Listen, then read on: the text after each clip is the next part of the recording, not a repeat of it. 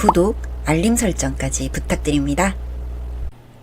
오늘도 우리 사는 이야기 찾아주셔서 감사합니다. 사연자분이 보내주신 이야기 시작해볼게요. 안녕하세요. 저는 홀로 아들을 키우는 아빠입니다. 아내는 오래전에 아이를 낳고 몸이 약해졌고 그렇게 세상을 떠났죠. 아내가 세상을 떠나고 나서 저는 정말 절망적이었고 아내를 따라서 죽고 싶었지만 아내가 세상에 남겨준 하나뿐인 아들을 위해서라도 그럴 수 없었습니다. 여보, 당신이 너무 보고 싶지만 이 땡땡이가 마치 당신이라 생각하면서 열심히 보살피고 키울게. 저는 열심히 하루하루 땡땡이를 키우면서 아내 곁으로 갈 날들을 기다렸습니다. 언젠가 땡땡이를 충분히 다 키웠다고 생각하면 언젠가 이 자식도 나처럼 가정을 만들고 훌륭한 가장이 되면 그때는 미련 없이 아내 곁으로 가야지. 아내와 너무 닮은 아들을 보살피면서 매일매일 아내가 생각났습니다. 저는 정말 아들이 조그만 아내라고 생각하면서 열심히 돌봤죠. 아이가 친구들과 놀다가 다치고 들어오기라도 할 때마다 마음이 너무 아프고 아내의 빈자리가 정말 크게 느껴졌습니다. 제가 아무리 열심히 아이를 돌봐도 아이는 엄마의 품이 필요해 보였습니다. 처음에는 저는 아이를 주로 부모님께 맡겼지만 저희 부모님도 새벽 꽃시장을 하시면서 아이를 제대로 돌봐주실 수 없었고 그렇게 아이는 점점 소외감을 느끼면서 자랄 수밖에 없었나 봅니다. 부모님께 맡기려니 아이가 하루 종일 제대로 관리 못 받는 것 같고 아무래도 새엄마를 만들어주는 게 좋으려나? 새엄마를 만들어주는 게 좋겠다는 생각에 저는 소개를 받아서 이 여자 저 여자 만나봤습니다. 하지만 제가 몸이 아파서 헤어진 아내가 있고 아이도 있다는 말에 아무도 저를 제대로 만나려 하지 않았죠. 그러던 중 저는 모든 것이 괜찮고 저를 정말 사랑한다는 여자를 만날 수 있었습니다.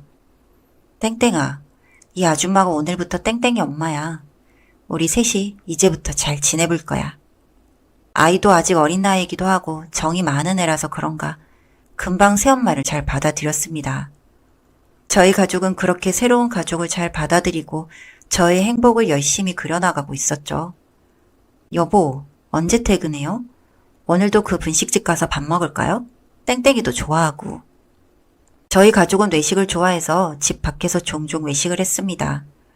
저희 가족은 분식을 주로 좋아해서 분식을 먹거나 하러 가는 일이 많았죠. 몇몇 분식집은 저희의 단골집이었습니다. 어이구, 또 왔어? 이 집은 분식 진짜 좋아하네. 아우, 기분이다. 오늘 내가 떡볶이 1인분, 튀김 1인분 서비스로 줄게. 많이 먹고 가. 우리 집 자주 와줘서 고마워. 단골인 집은 인심이 좋다고 했던가요? 저희는 서비스도 자주 받았어요. 너무 맛있는 떡볶이. 저희 가족에게는 일주일에 한 번씩은 꼭 먹는 음식이 되었죠. 그리고 어느 날, 그날도 가족들과 같이 단골집 떡볶이를 먹으러 갔어요. 그리고 저는 얼굴이 정말 익숙한 여자 한 명을 보게 되었습니다. 저 여자 땡땡이랑 닮은 것 같다. 어떻게 저렇게 쌍둥이처럼 닮았지? 죽었다는 전 아내와 닮은 여자, 너무 소름 돋도록 닮은 그 여자는 죽은 아내와 목소리까지 닮아 있더라고요. 저는 제대로 떡볶이를 먹을 수 없었습니다. 아들과 지금 아내한테 티나지 않기 위해서 최대한 아무렇지도 않은 얼굴을 하면서 떡볶이를 먹었고 결국 그날 체하고 말았습니다. 여보, 갑자기 웬 체해요? 아까 혹시 너무 급하게 먹은 거 아니에요? 좀 급하게 먹는 것 같긴 했는데. 계속해서 좋지 않은 몸, 계속해서 나는 전 아내의 생각. 정말 죽을 것 같았고 기분이 좋지 않았습니다. 저는 결국 지금의 아내에게 오늘 있었던 일을 솔직하게 말했죠. 사실 오늘 그 분식집에서 죽은 전 아내를 굉장히 닮은 한 사람을 봤어. 너무 소름 끼치게 닮아서 나도 진짜 놀랐어. 목소리까지 닮았더라. 나 전 아내 정말 힘든 게 잊은 거 알잖아. 그런데 정말 소름 끼치게 닮은 사람이 눈앞에 나타나니까 정말 미칠 것 같았어. 근데 너랑 땡땡이한테는 티는 안 내고 싶고 그냥 꾸역꾸역 눈앞에 있는 떡볶이 먹었지. 저는 아내에게 계속해서 미안하다고 했고 아내는 그런 저를 말없이 안아주었습니다. 당신이 많이 신경 쓰이면 이제 그 집 말고 다른 집 가요. 그리고 죽었다는 사람이 어떻게 살아 돌아와요. 그냥 많이 닮은 여자일 거예요. 도플갱어 이런 말이 왜 있겠어요. 많이 닮았으니까 있는 말이지. 아내 말대로 저희는 다른 떡볶이집에 가게 되었습니다. 이 집도 저희가 좋아하고 자주 가던 집이라 저희는 맛있다고 자주 들렀죠. 하지만 저는 종종 원래 가던 그 떡볶이집이 생각났습니다. 오늘따라 그 집 생각나는데 전화해서 미리 포장해달라고 하고 픽업만 해올까?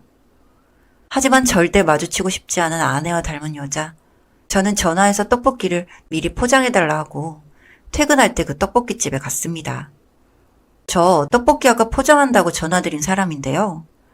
아, 아까 전화 주셨던 분. 아, 지금 보니까 땡땡씨네.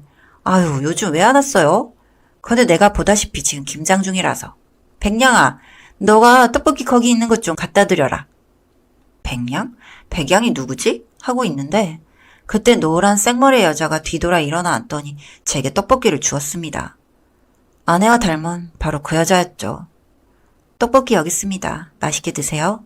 하면서 해사하게 웃어주는데 저는 저와 연애 시절 자주자주 웃어주던 전 아내를 생각이 나서 너무 가슴이 아팠습니다. 저는 떡볶이를 제대로 받지 못하고 바닥에 떨어뜨렸죠. 그렇게 터져서 줄줄 흐르는 떡볶이를 보지도 못하고 돈도 제대로 건네주지 못하고 저는 떡볶이집을 뛰쳐나왔습니다. 저기요, 저기요. 저를 부르는 소리도 듣지 못하고 저는 빠르게 떡볶이집을 뛰쳐나왔고 계속해서 눈에서 눈물이 흘렀습니다. 땡땡아, 너를 어떻게 잊었는데. 그리고 최대한 잊어보려고 새로운 사랑을 시작했는데 요즘 널 닮은 여자가 나타났다. 어떡하면 좋니? 나 너무 힘들다. 정말 빠르게 쏜살같이 뛰어와서 숨을 좀 고르는데 뒤에서 누군가가 제 어깨를 툭툭거렸어요. 뒤를 돌아보자 그 여자였죠. 여자는 떡볶이를 들고 있었습니다. 떡볶이 주인 아줌마가 꼭 갖다 주라고 하셔서요. 단골인데 아까 떨어뜨리셔서 터진 거 너무 아깝다고. 돈은 안 주셔도 돼요. 오랜만에 와주셔서 고맙다고 앞으로는 다시 자주 왔으면 좋겠다고 전해달라고 하셔요. 정말 멋진 말투, 행동 하나하나 전 아내와 너무 닮은 여자. 저는 떨리는 목소리로 여자에게 물어봤습니다. 혹시 전 땡땡씨라는 여자 알아요? 제 죽은 전 아내인데 너무 닮아서. 아, 내가 무슨 말을 하는 거지? 아, 죄송해요. 제 죽은 전 아내랑 너무 닮아서. 순간 저는 눈물을 흘리는 그 여자의 모습을 볼 수 있었어요. 그리고 그 여자가 하는 말을 듣자 저는 정말 당황할 수밖에 없었죠. 맞아, 나야 땡땡 아빠. 내 전 아내인데 원래 이름은 전 땡땡인데 지금은 왜 백땡땡이라는 이름을 가지고 있는 건지 모든 것이 혼란스러웠습니다. 저는 아내에게 제가 모르는 이야기가 있으면 해달라고 했죠. 아내의 말은 정말 놀라웠습니다. 사실 나 죽은 게 아니야. 땡땡이 낳고 바로 몸이 안 좋아지면서 나 계속 병원 신세를 지게 됐잖아. 당신 어머니께서 날 찾아오셨어. 그리고 6개월 이상 계속 병원에 있으면서 집도 가난한 거 본인 아들 계속 졸라대서 결혼시켜줬더니 병원비로 집 돈 다 야금야금 하냐면서 가망도 없는 거 더 볼 필요가 없다고 하셨어. 나는 그대로 있던 병원 강제 퇴원 당했지. 그래도 어찌어찌 내 친척분들 도움 덕분에 바로 다른 병원으로 옮길 수 있었는데 여보, 나 정말 죽을 뻔했어. 그래도 처음에는 당신 어머님이 많이 원망스러웠는데 지금은 시간이 많이 지났으니 그냥 무덤덤해. 난 그냥 이렇게 시간이 정말 많이 지났지만 당신과 재회했음에 감사해. 아내의 말을 정리하자면 아내는 죽은 게 아니었고 정말 많이 아파서 애를 낳고 한 10개월 정도 거의 1년 가까이 병원 중환자실에서 지내야 했던 아내. 그렇기 때문에 병원비가 많이 나왔고 아내의 집이 가난해 그 당시 저희 집에서 병원비를 주로 부담해줬는데 저희 어머니께서 돈 긁어먹는 제 아내가 싫어서 저에게는 죽었다고 말씀하시고 내쫓으신 거였습니다. 그럴 리가.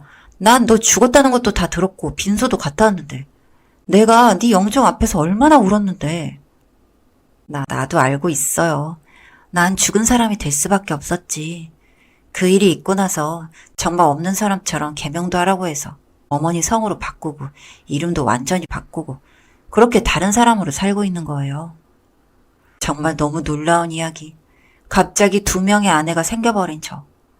아내와는 죽었다고 처리되었고 바로 아내가 실종신고로 등록됐을 당시 아내 부모님 동의하에 이혼이 되었는데 사실상 2명의 아내가 있는 것이니 저는 너무 혼란스러웠습니다.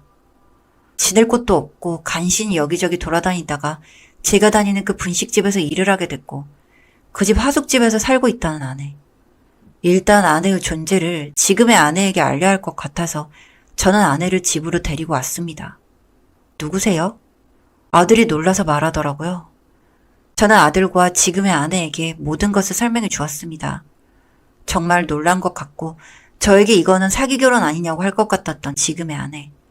하지만 지금의 아내는 저의 걱정과는 달리 정말 착한 사람이었습니다.